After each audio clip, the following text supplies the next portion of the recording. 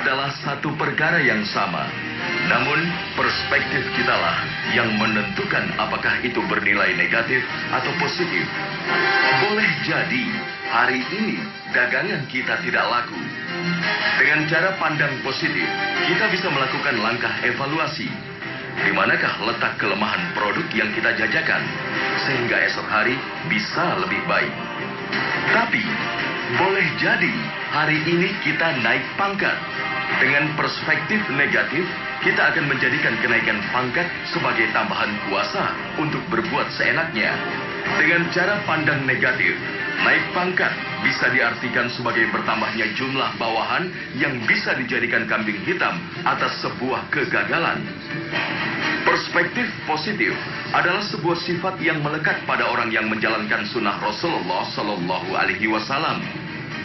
Tidak ada penyakit menular dan tidak ada kesialan karena sesuatu. Aku sangat kagum dengan optimisme. Para sahabat bertanya, apakah yang dimaksud dengan optimisme itu, wahai Rasulullah? Beliau menjawab, kata-kata yang baik. Sunnah dari Rasulullah adalah mengucapkan perkataan yang baik terhadap apapun yang terjadi pada diri kita, sehingga kita terjauh dari sifat merasa sial. Perkataan baik adalah sebuah optimisme dalam memandang kehidupan. Perspektif positif adalah pembeda seorang mukmin dengan yang kafir. Mukmin pasti bersabar, meningkatkan ikhtiar dan memperbanyak doa ketika roda kehidupan seperti berada di bawah.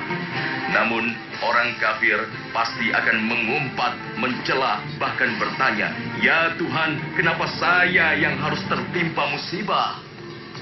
Perspektif positif akan selalu membuat kita merasa bersyukur ketika berada di atas. Dan rasa syukur itu tak pernah didapatkan ketika kita ikut-ikutan latah berburu nomor handphone cantik atau toko bernomor 8.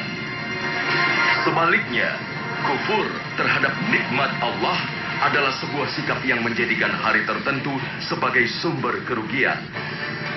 Sial dan mujur sebenarnya hanya sebuah perbedaan sudut pandang.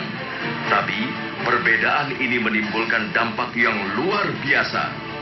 Dunia Barat selalu mengajarkan diri kita untuk berpikir positif. Namun Islam mengajarkan diri kita untuk bernalar positif.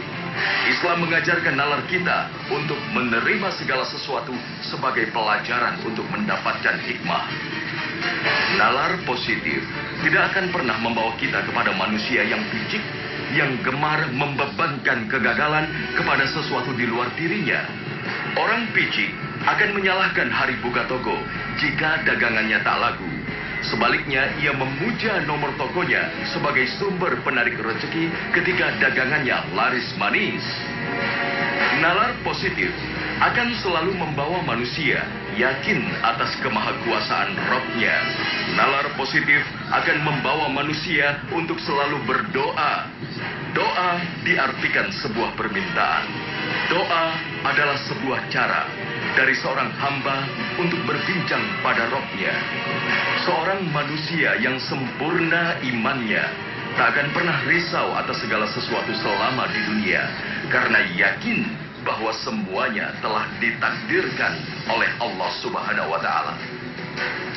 Dan ketika sesuatu yang ia minta dalam doanya belum terkabul, maka ia bernalar bahwa belum terkabulnya doa bisa menuntun ia untuk memperbaiki perilakunya, sehingga secara perlahan mampu menjadi amalan penghapus dosa. Saat doa belum terkabul, maka ia lebih banyak bersedekah, karena ia tahu sedekah mendahului mara bahaya. Dan ketika doanya belum terkabul, ia harus meningkatkan ibadah sehingga mampu meninggikan derajatnya di surga. Mujur dan sial itu, sekali lagi, hanyalah sebuah perspektif. Perasaan kesal, sedih, dan terpuruk adalah perilaku yang manusiawi. Tapi ingatlah, Allah telah berfirman, boleh jadi kamu membenci sesuatu, padahal ia amat baik bagimu. Dan boleh jadi kamu menyukai sesuatu, padahal ia amat buruk bagimu. Allah mengetahui, sedang kamu tidak mengetahui. Surah Al-Baqarah ayat ke-216. Merasa mujur atau hoki ketika diberi kesenangan, menunjukkan jiwa manusia yang menjadikan dunia sebagai tujuan, karena ia lalai untuk bersyukur kepada Roh-Nya yang maha kaya lagi maha pemberi. Sedangkan bersyukur ketika diberi kesusahan adalah pertanda bahwa seorang hamba masih mengakui dirinya sebagai makhluk yang lemah, tempatnya salah dan dosa. Islam mengajarkan kepada umatnya untuk memiliki orientasi kehidupan menuju akhirat. Bukannya menjadikan perkara dunia sebagai tujuan utama, tapi bukan berarti nikmat akhirat baru didapat setelah kiamat. Berorientasi akhirat tak akan pernah lepas dari perkara dan amalan dunia. Maka inilah amalan-amalan duniawi yang bisa menjadi penjemput keberuntungan, baik di akhirat maupun di dunia. Amalan pertama yang harus kita lakukan untuk meraih keberuntungan dunia dan akhirat adalah mensucikan hati atau tazkiyatun nafs. فألهمها فجورها وتقواها قد أفلح من زكاها وقد خاب من دساها. Maka Allah mengilhamkan kepada jiwa itu jalan kefasikan dan ketakwaannya.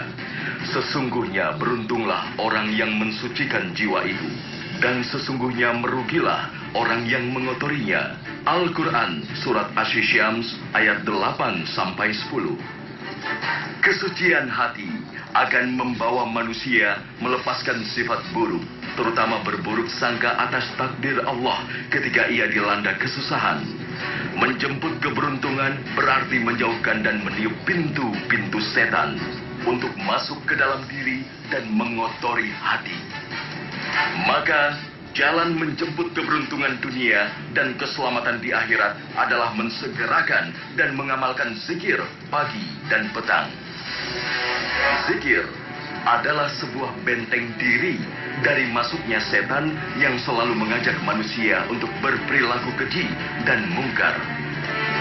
Amalan berikutnya yang sebaiknya dikerjakan untuk mendapatkan kebaikan adalah merutinkan sholat malam, dan hal ini sesuai dengan sabda Rasulullah Sallallahu Alaihi Wasallam.